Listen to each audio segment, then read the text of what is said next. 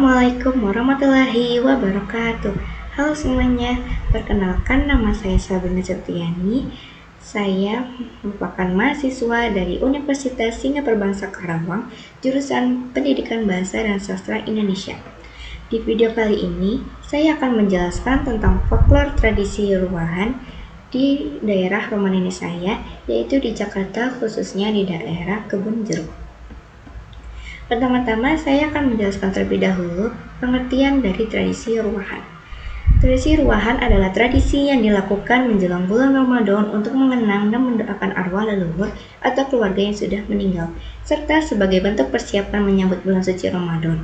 Tradisi ini dilakukan dengan mengundang keluarga, tetangga, dan pemuka agama untuk berkumpul di rumah dan melakukan pembacaan doa dan tahlil bersama.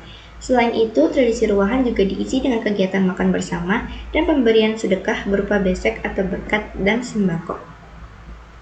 Tradisi ruahan masyarakat Betawi termasuk ke dalam bentuk folklore lisan dan juga bahasa tubuh. Nah, yang termasuk folklore lisan itu pertama ada pembacaan doa dan tahlil. Inti dari tradisi ruahan adalah pembacaan doa dan tahlil untuk mendoakan arwah leluhur. Kegiatan ini dilakukan secara lisan dengan melafalkan ayat-ayat Al-Quran, doa-doa, dan kalimat tahlil. Pembacaan ini seringkali dipimpin oleh seorang pemuka agama atau orang yang dianggap ahli dalam bidangnya. Yang kedua ada penyampaian cerita dan nasihat. Dalam pembukaan acara ruahan juga diisi dengan penyampaian cerita-cerita atau nasihat-nasihat yang berkaitan dengan nilai-nilai agama dan budaya Betawi. Penyampaian ini dilakukan oleh pemimpin acara, yaitu masih dengan pembuka agama secara lisan. Nah, yang termasuk ke dalam folklore bahasa tubuh, yang pertama ada gerakan dalam pembacaan doa. Saat pembacaan doa dan tahlil, seringkali disertai dengan gerakan-gerakan tubuh tertentu, seperti mengangkat kedua tangan, menundukkan kepala, dan yang lainnya. Gerakan-gerakan ini memiliki makna simbolis dan merupakan bagian dari ekspresi keagamaan. Yang kedua ada etika dan tata krama selama kegiatan berlangsung. Tradisi ruahan juga melibatkan etika dan tata krama yang diwujudkan melalui bahasa tubuh, seperti cara duduk, cara bersalam-salaman, dan cara berinteraksi antar warga yang hadir. Hal ini merupakan bentuk penghormatan kepada para leluhur dan sesama yang hadir. Yang berikutnya, saya akan menjelaskan sejarah dari tradisi ruahan di daerah Kebun Jeruk. Untuk siapa yang pertama kali melakukan ruahan di daerah Kebun Jeruk, saya tidak mendapat informasi yang pasti dari narasumber, karena narasumber pun mengikuti tradisi ini karena sudah diadakan dari zaman dahulu. Jadi kita hanya melanjutkan tradisi dari nenek moyang. Namun saya mendapat sedikit penjelasan dari narasumber, yaitu kata ruahan berasal dari kata arwah yang mengacu pada roh leluhur. Tradisi ruahan diyakini berasal dari tradisi masyarakat Jawa kuno pada masa kerajaan Majapahit. Pada saat itu, ruahan merupakan ritual untuk menghormati leluhur dan memohon perlindungan dari dewa-dewa. Seiring dengan masuknya agama Islam ke Nusantara, tradisi ruahan mengalami akulturasi dengan nilai-nilai Islam. Ritual-ritual yang sebelumnya bersifat Hindu digantikan atau disesuaikan dengan praktik-praktik keagamaan Islam seperti pembacaan doa-doa dan ayat-ayat Al-Quran. Tradisi ini dilakukan pada bulan Sya'ban atau Ruwah dalam kalender Hijriah sehingga dinamakan ruahan. Di sini saya juga akan menyebutkan pelaku dalam tradisi ruahan di daerah Kebun Jeruk. Pelaku dalam tradisi ruahan yang saya kaji itu masih termasuk ke dalam keluarga besar dari ibu saya sendiri, dan juga beberapa tetangga di sekitar rumah saudara saya. Untuk pelakunya itu pertama pasti ada pemuka agama, karena kalau tidak ada pemuka agama acaranya tidak akan terlaksanakan karena tidak ada yang memimpin doa. Untuk pemuka agamanya sendiri yaitu masih saudara saya yang bernama Haji Sabeni atau lebih akrab dipanggil Mbok. Beliau merupakan seorang guru ngaji. Lalu yang kedua ada pesertanya. Pesertanya ini yang seperti saya sebutkan sebelumnya itu masih terdiri dari saudara saya dan juga beberapa tetangga di sekitar rumah saudara saya. Di sini saya hanya menyebutkan beberapa nama yang disebutkan oleh narasumber. Yang pertama ada Ibu Mulyana selaku ibu saya, lalu ada Ibu Hafsah selaku nenek saya, lalu ada Ibu Mumun, Ibu Atum, Ibu Kokom selaku saudara saya. Lalu ada Bapak Anies selaku ayah saya, ada Bapak Ridwan, ada Bapak Mamat, ada Bapak Rahmat, dan ada Bapak Aziz selaku saudara saya. Di sini yang disebutkan narasumber hanya saudara-saudara saya. Kalau untuk tetangganya tidak disebutkan. Saya tidak tahu kenapa, tapi saya tidak bisa memaksakan untuk disebutkan. Yang selanjutnya ada bagian-bagian atau bahan dan alat yang diperlukan untuk melakukan tradisi ruahan.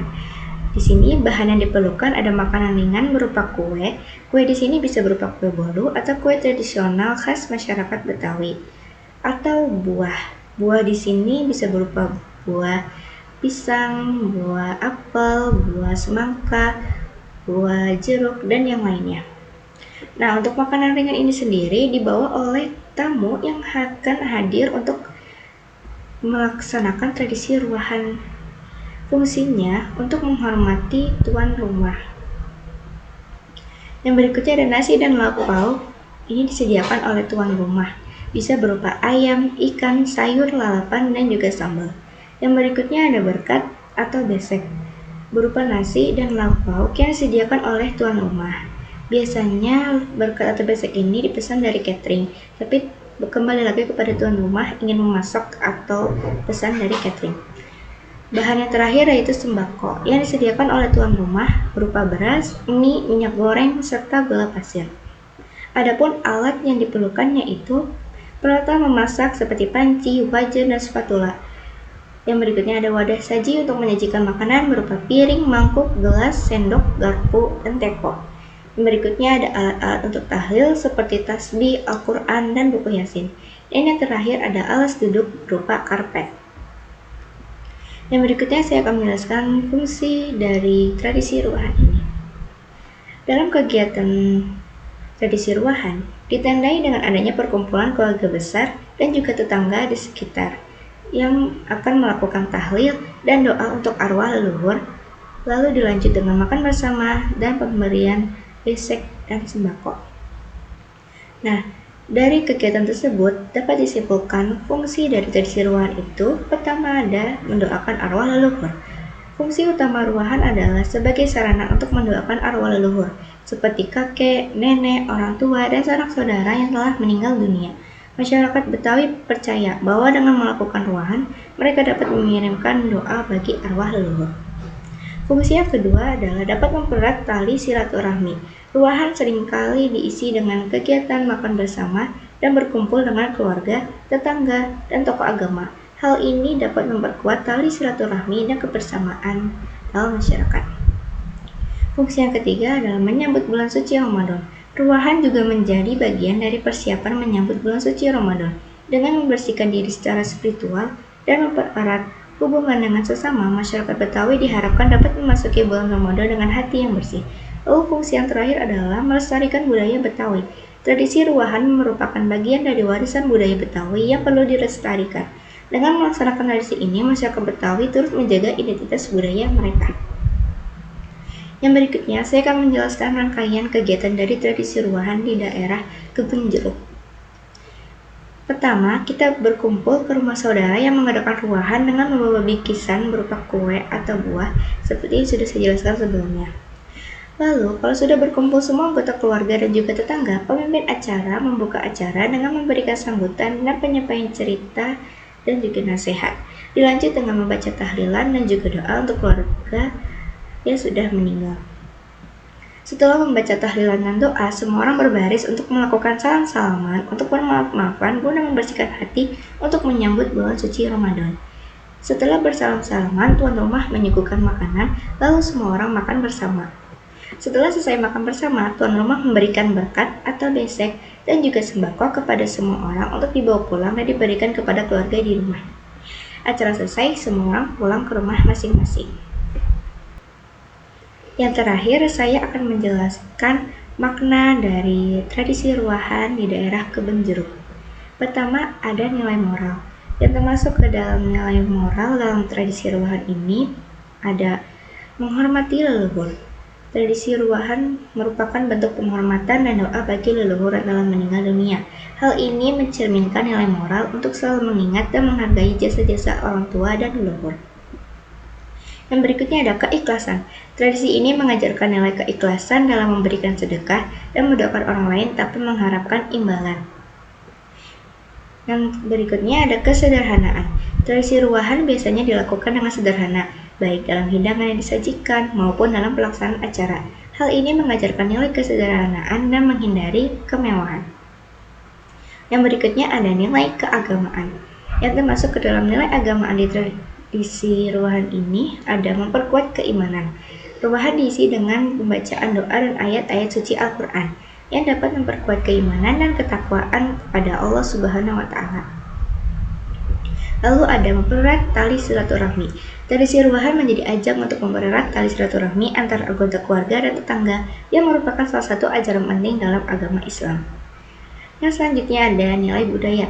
Yang termasuk nilai budaya dalam tradisi ruwahan ini ada melestarikan tradisi. Ruwahan adalah bagian dari warisan budaya Betawi yang diwariskan secara turun-temurun. Tradisi ini perlu dilestarikan agar tidak punah.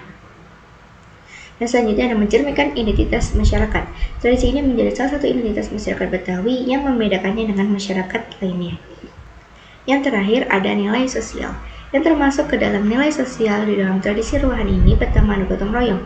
Persiapan ruwahan biasanya dilakukan secara gotong royong oleh anggota keluarga dan juga tetangga. Hal ini dapat memperkuat rasa kebersamaan dan solidaritas sosial.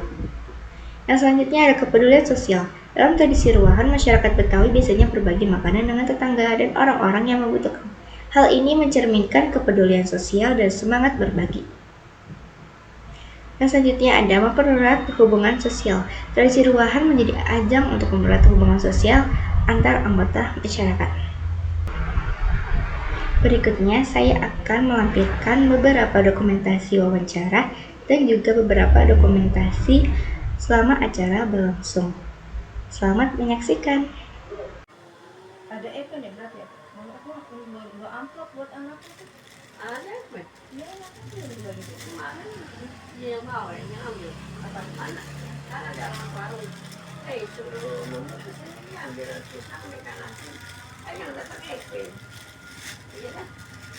Masak kapan? Masak kapan? Siapa? Dia. Mau beli ikan asin. Kamu masak kapan? Oh, masuk kapal itu. Jadi ngapain doang sih? Siapa? Misalnya ngapain? Baca Yasin. Oh iya. Katanya keluarga aja. Iya lah. Apa tuh? Ya Yasin. Apa? Iya pakai itu lah. Iya.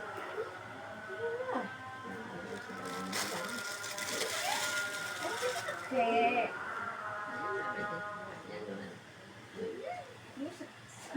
Ini pasangannya. Iya juga.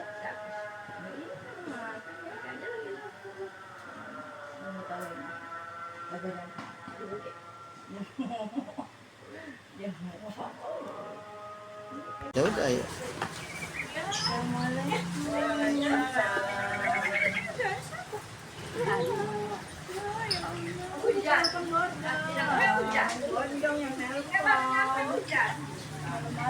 Malam lagi tidur.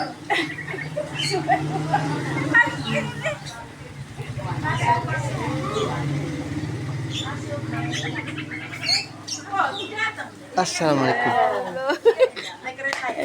Assalamualaikum. Kereta malam. Assalamualaikum. Emang naik kereta di mana lo? Assalamualaikum. Assalamualaikum. Assalamualaikum. Anak salam sehat. Alhamdulillah. Alhamdulillah.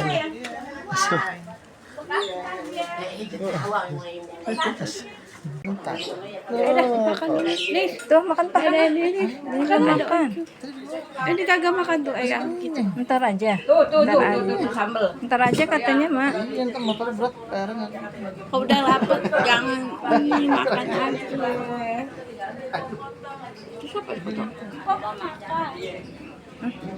Dia belum makan. Ntar aja.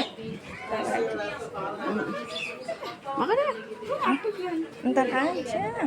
Tadi udah makan pagi.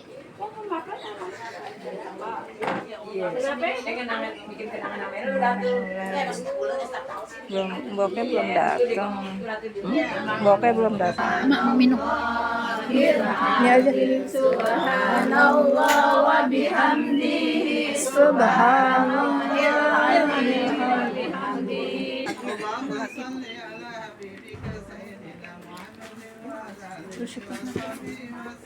Allahumma sholli ala sayyidina Muhammad wa alihi wa sahbihi wa sallim.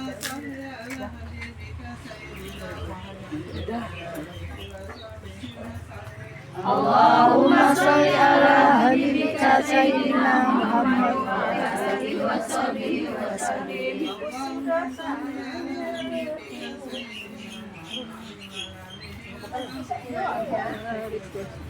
Allahumma sholli ala habibika sayyidina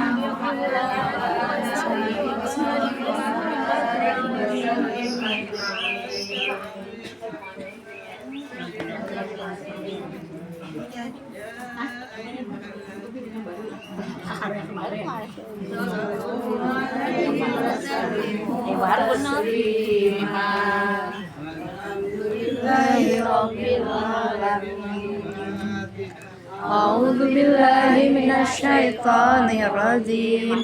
Bismillahirrahmanirrahim. Alhamdulillahi rabbil alamin. Arrahmanir rahim. Maliki yaumiddin. Iyyaka na'budu wa iyyaka nasta'in. Ihdinas siratal mustaqim.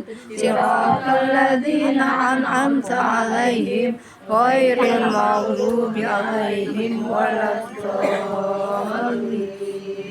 Amin. Baik, sekian penjelasan tentang folklore tradisi ruahan di daerah Kebun Jeruk dari saya. Semoga dapat menambah wawasan teman-teman semua. Kurang lebihnya mohon maaf. Wassalamualaikum warahmatullahi wabarakatuh.